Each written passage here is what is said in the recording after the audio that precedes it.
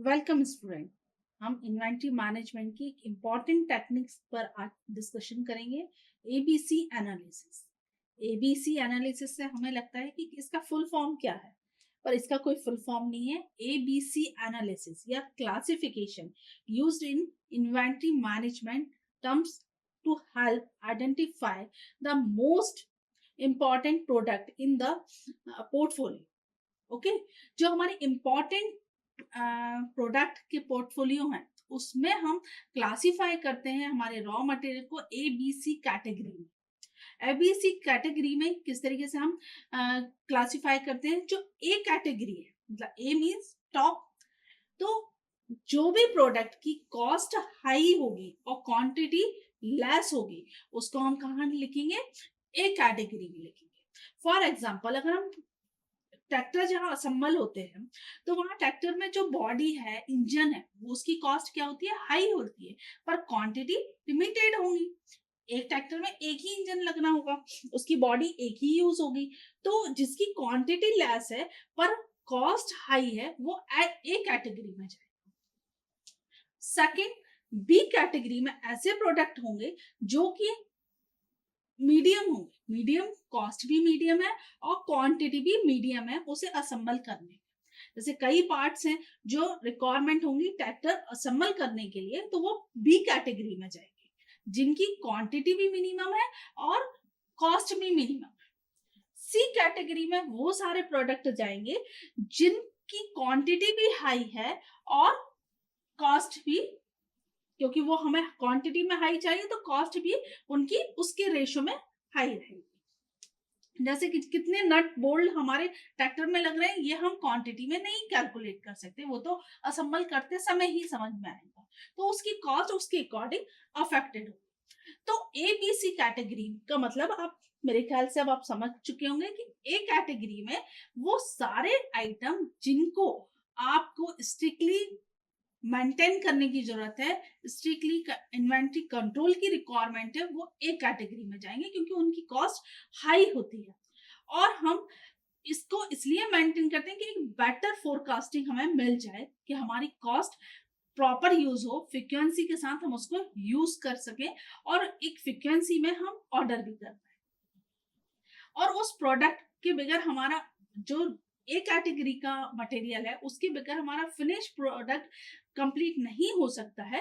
इस वजह से उसको स्ट्रिक्टली हमें मेंटेन कर कर चलना है कि ऐसा ना हो कि हमें रिक्वायरमेंट हो और हम उस स्टॉक को हमारे पास स्टॉक में अवेलेबल ही ना हो, आउट ऑफ स्टॉक हो, तो हम कब हमें उससे ऑर्डर करना है इसको भी हमें रिक्वायरमेंट होती है देखने की। बी कैटेगरी में क्या होता है? बी कैटेगरी में हमारे जो पार्ट्स हैं मीडियम साइज के हैं। मीडियम साइज के होते हैं तो जब हमें असेंबल करना है और पार्ट की जरूरत है तो उस समय हमें ये ध्यान में रखने की जरूरत है कि इसकी कॉस्ट तो मिनिमम है और इसका क्वांटिटी भी मिनिमम है, पर ये प्रॉपर बैलेंस है या नहीं, हमारे प्रॉपर टाइमिंग में ये अवेलेबल हो पा रहा है या नहीं, इसको भी रिक्वायरमेंट करने की जरूरत होती है प्रॉपर। बी कैटेगरी में क्या होता है? मैन्युफैक्चरिंग। इस बी के बाद जो सी कैटेगरी है इसमें मैन्युफैक्चरिंग उस प्रोडक्ट के बगैर हो ही नहीं सकता, उस आइटम के बगैर वो पूरा संबल हो ही नहीं सकता। अगर हम नट बोल्ट की बात करें तो क्या हमारा ट्रैक्टर बगैर नट बोल्ट के असेंबल हो सकता है? नहीं हो सकता है। तो उसके लिए भी हमें प्रॉपर उसे मैनेज करने की रिक्वायरमेंट होती है। अब हम ये देखेंगे कि इस टेक्निक से हमें बेनिफिट तो ये हो रहा है कि प्रॉपर हमारा एक कैलकुलेशन हो रहा है कि भाई ए कैटेगरी में हमें क्या रखना है, बी कैटेगरी में क्या रखना है, सी कैटेगरी में क्या रखना है, ये हमारा मेंटेन हो रहा है।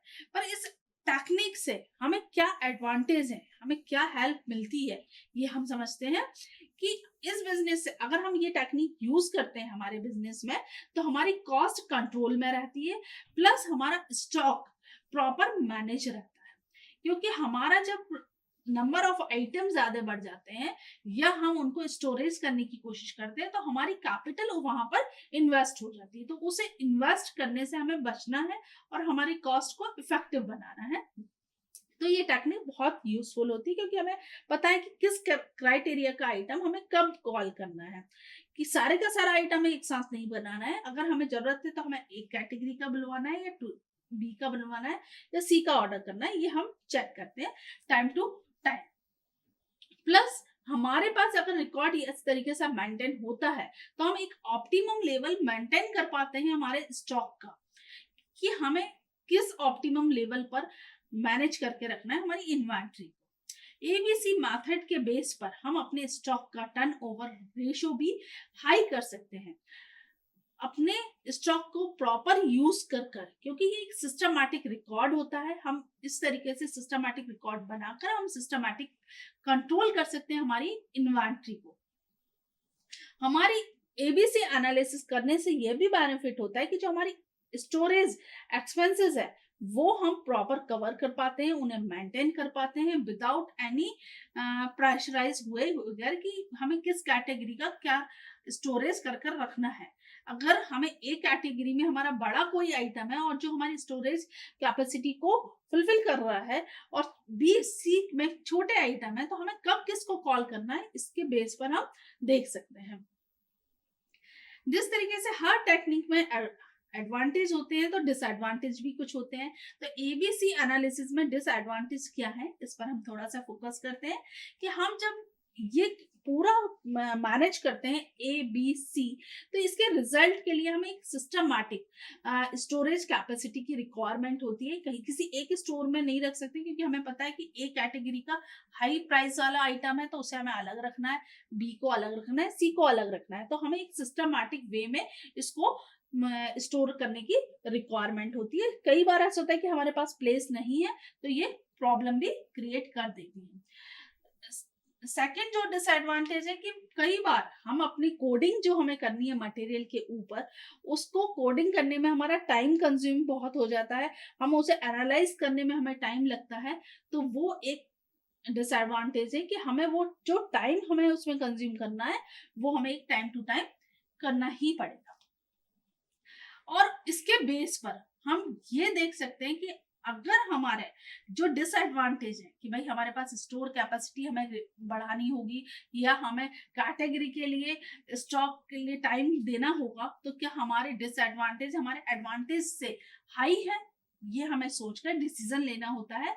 और डिसीजन लेने पर हमें ये समझ आता है कि ABC analysis is the most important technique for inventory management, जिससे कि आप प्रॉपर अपना कॉस्ट को इफेक्टिव बना सकते हैं और अपनी इन्वेंटरी को कंट्रोल कर सकते हैं। Thank you very much.